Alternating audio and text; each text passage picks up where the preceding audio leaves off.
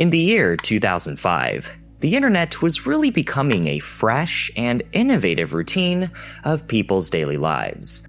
Now, the World Wide Web had already been 15 years old at this point, but even amidst years of growing pains, failing startups, and devastating economic crashes, the world's connection to this digital realm was only strengthening, both spiritually and technologically.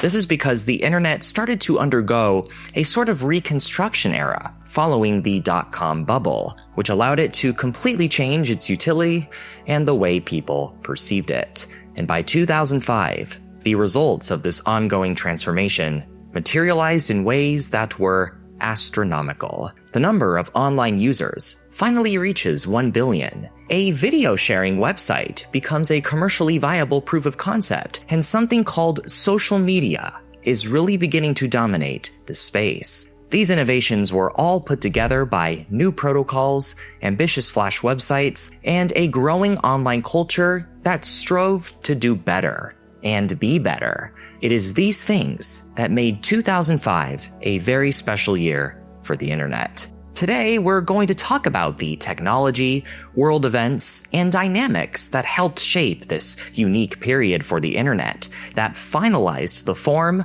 of what we have come to know as Web 2.0.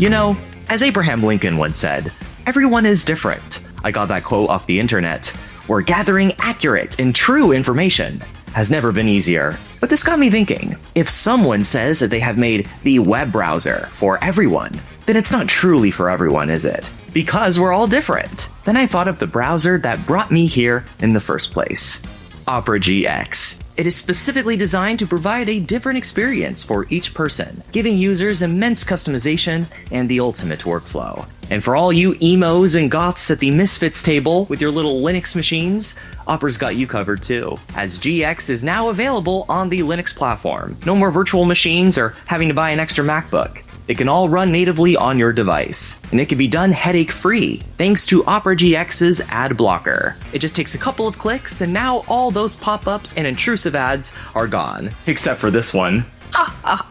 The built-in VPN tool also allows you to maintain your anonymity and access geo-locked content, including free access to locations in Asia, America, and Europe. Thought I would show my little setup here. Some of my favorite features is background music. It is just so soothing and relaxing for online multitasking. I also added a Windows XP theme to my browser to really celebrate the year of our Lord, 2005. And for when I want to pass the time, there's always GX Boy, a fun little 8-bit game that I installed directly through the browser. Really reminds me of when I grew up in the 80s, using Opera GX's mod store. You can also add cool wallpapers, keyboard and tab sounds, splash screens, custom icons, and so on. And the most convenient part, Opera GX's quick import tool lets you import all your settings from your previous browser, such as bookmarks, history, cookies, and more. By visiting my link on the screen, you can get started with Opera GX today, for free. Opera. It's not for everyone. Now first, I want to explain what Web 2.0 even is. It is a term that I have mentioned on this channel before. Back in the 90s, websites were obviously very primitive and consisted of something known as static web pages. This meant that once a page loaded, it remained relatively stationary. All the elements on that page were pre-programmed to be positioned in a certain way, and would stay that way until you went on to another page. This was because the web design of the time was not very complicated, typically just showing colors, shapes, hypertext, and images. But by the end of the 1990s, computers got stronger, and new technologies were introduced to make the internet more complex and capable of great things. The two most prominent technologies were JavaScript and Flash multimedia. Now web pages could be a lot more dynamic, with slick and fluid animations that were further brought to life by the JavaScript code that complemented it. A new and improved version of JavaScript called Ajax allowed little bits and pieces of a page to be updated and changed without the entire page needing to reload. This not only made real-time viewing of a web page more tangible and engaging, but it also made overall user experience much more convenient. Examples of this would be instant messaging on an actual web page instead of a separate program, or the ability to remove something from your shopping cart without having to refresh everything. It was these little things that gave us the more lively and vibrant internet of the early 2000s, and in 2005, Web 2.0 was being brought to a whole other level. The forces behind this were not just technological, but also cultural. Attitudes towards how the internet should be perceived and the role it should have in society were changing compared to how it was in the 90s. When the World Wide Web first emerged, people of course instantly recognized the incredible potential it had, and so iconic companies quickly formed from it. However, it was still largely seen as a novelty, a gimmicky way for someone to show off their digital presence to the world. Given that the internet was growing so rapidly at this time, it caught the eye of investors, who started pouring tons of money into all these websites that, by the early 2000s, would end up being totally worthless. This was known as the dot-com bubble, and its results were devastating. It became a sort of wake-up call for people to shift their priorities and transform the internet into something that was much more viable long-term. Something that would get people to keep coming back to it for more. The possibilities for this only grew throughout the early 2000s due to advancing technology. But of course, these newer technologies required more bandwidth, so unless you had a good internet connection, things were going to be much slower. It was the perfect time to adapt the new innovation in getting online. It was called broadband. Now, it had existed for some time, but it was rather niche and expensive. It wasn't until 2005 where you see an explosion in popularity for broadband internet. Rather than connecting to the internet through just your copper phone line with a dial-up service, which was the standard in the 90s, broadband gave you much better options. You could either connect through your phone line using different frequencies, or instead connect through a coaxial cable, the one you use for cable TV. This provided a much stronger and much more capable connection, which meant your speeds were orders of magnitude faster and could handle way more bandwidth. Now, loading up that flash-dependent website wasn't so difficult anymore, and naturally, the demand for these websites spiked. In 2005, the internet finally saw more growth than it did in 2000, surpassing the number of websites that appeared at the peak of the dot-com bubble. And by the start of 2006, the number of broadband households in America had grown by 40%. Web designers really began taking advantage of the strong capabilities of broadband. Websites start to appear a lot more three-dimensional and graphics-based. This would be a huge contributing factor to that iconic 2000s Aero look that many people have come to appreciate today. But many entrepreneurs would start to really test the limits of what the internet could do, developing concepts that were inconceivable on the dial-up internet of the past. Arguably, the biggest one would be video sharing. Since the start of the World Wide Web, downloading and streaming videos was hard and expensive. Even popular Flash websites like Newgrounds had to add upload limits to curb this issue. So naturally, mainstream video sharing sites, at least the kind that we recognize today, were pretty much non-existent. The few that were around were heavily paywalled, painfully slow, and often would just very quickly go under. The affordable hardware of the time and dial-up internet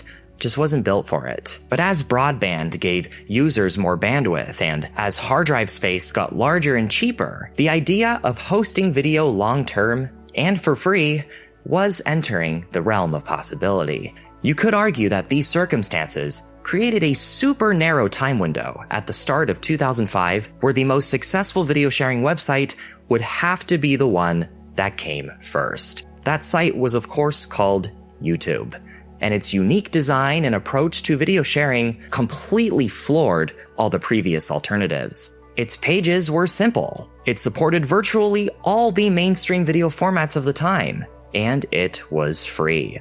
It was able to do this because it was the first to take advantage of these new technologies of the time, and as a result, received a ton of investing from venture capitalists. By the time other competing sites came along and took a similar approach, YouTube was already everyone's go-to video sharing site. It was just too late. Another thing that worked in YouTube's favor was the way it started to market itself as not just a video repository, but as a way for people all around the world to connect through a whole new medium. The barrier to entry to becoming a filmmaker or movie star was dismantled. Now anyone with a camera could share their previously unseen talent to the entire world.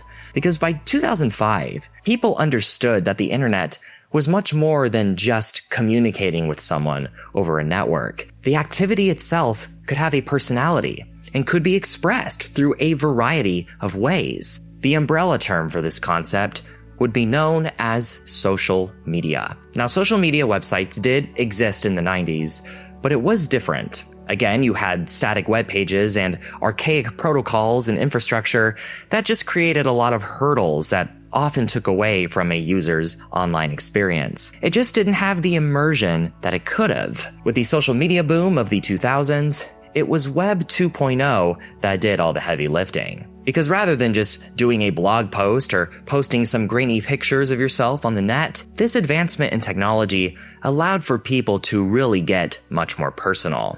The most popular website of this kind in 2005 was one called MySpace. Now you had status updates, video blogs or vlogs for short, the ability to add friends and rank them based on who you liked the most, which infamously caused so much drama, and you had completely custom and personalized profile pages. These were full of bright colors, sparkly and vibrant buttons, animations, and even music that played while viewing them. This was made possible through Flash and cascading style sheets. This practice that was heavily popularized by MySpace would eventually spill into other websites, such as YouTube, which would showcase very similar channel layouts the following year. Because that's what the internet in 2005 really was about. Creativity. You could even argue that it indirectly shows the kind of byproducts that smartphone technology would eventually introduce. It was the best era for digital creativity right before the iPhone, because most computers in 2005 were still stationary. So this made it easier to create screens that were large enough to contain an array of unique elements that would eventually become less practical as computers got more portable. This is when Flash websites really start to establish their own identities. Even things from outside the World Wide Web, like cereal brands, soda pop, video games, movies, and so on, were each creating their own websites that essentially tried to reinvent the wheel, even if it was often unrelated to their core identity. Examples included Coca-Cola creating their own online currency, General Mills creating its own online games, and many films creating little scavenger hunts that included Easter eggs that added even further to its story. Each webpage was a box of chocolates. The internet's cultural influence was not only continuing to branch out into the real world, but so was the technology itself. You had the internet outside of the internet. Now, this is different from Internet of Things, or IoT for short. I am instead talking about the online services that connected people through other domains outside of just the World Wide Web. This was not new at the time, but newer types of this technology were starting to see huge popularity in 2005. Arguably the most popular was something called Xbox Live. Although it launched in 2002 and it was popular, it really started to take off following the release of Halo 2 and 2005's latest console, the Xbox 360. You see, the original Xbox didn't exactly market itself as an online console. After all, it launched in 2001 during the era of dial-up, so online speeds for console-to-console gaming wasn't exactly the most ideal.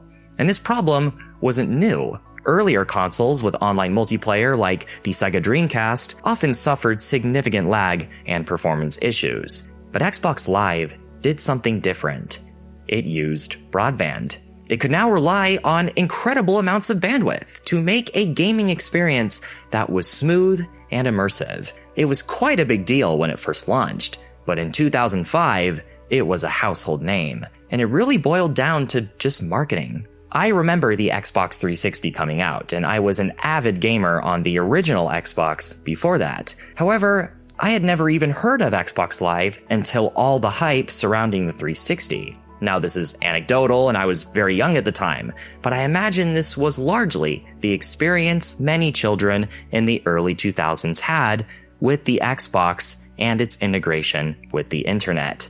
What also helped was that it rode the wave of all these digital trends. It behaved less like just an online multiplayer game and more like a social media, where you could pick a username, or what they called a gamer tag, add friends, your own profile picture and About Me page, send messages, and even join voice calls, which were known as parties. This was all draped with a beautiful, three-dimensional design that embraced this futurism that the digital space was just craving. It was more than just a gaming platform. It was a whole other walled garden of the internet. These groundbreaking innovations in existing technologies was now starting to branch the internet out in spirit. The internet was now becoming more than just a thing. It was a mindset, something that you could take pieces of with you to enjoy anywhere, even without any online connection. This concept was perfected in 2005 with the launch of the iPod with video.